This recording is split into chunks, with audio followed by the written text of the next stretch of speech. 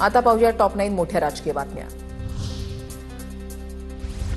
मुख्यमंत्री फडणवीस आणि अजित पवारांच्या हस्ते बीड अहिल्यानगर रेल्वे सेवेचा शुभारंभ। आजचा दिवस श्रेयवादाचा नाही तर आनंदाचा, मराठवाड्याला पाणीदार करणार मुख्यमंत्री फडणवीसांची ग्वाही। प्रीतमताईंच्या नावाशिवाय बीड रेल्वे पूर्ण होऊ शकत नाही। नांगरणी कुणी केली, पेरणी कुणी केली आणि कापणीच्या वेळेला बजरंग बाप्पा आले। पंकजा मुंडेंचा खासदार बजरंग सोनवणेंना टोला। खासदार झाल्यापासून रेल्वेसाठी सालकड्यासारखं काम केलं। आतापर्यंत 16 बैठका घेतल्या, रेल्वे मंत्र्यांना भेटून काम मार्गी लावलं।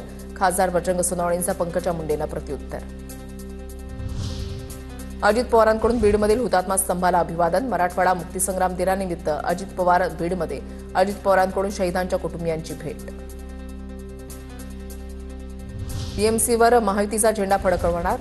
फडणवीसांपाठोपाठ एकनाथ शिंदेंकडूनही विश्वास व्यक्त। तर कोरोनामध्ये लोक मरत असताना डेड बॉडी बॅगमध्ये भ्रष्टाचार। एकनाथ शिंदेंचा ठाकरेंच्या शिवसेनेवर हल्लाबोल।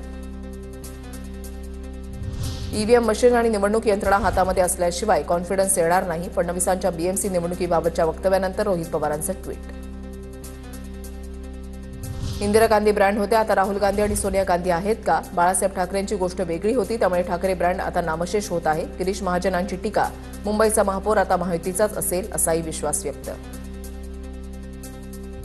देवाभाऊंचा कॉन्फिडन्स हा ईव्हीएममुळे नाही तर जनतेच्या विश्वासामुळे। रोहित पवारांच्या टीकेनंतर नवनाथ बन यांचं प्रत्युत्तर।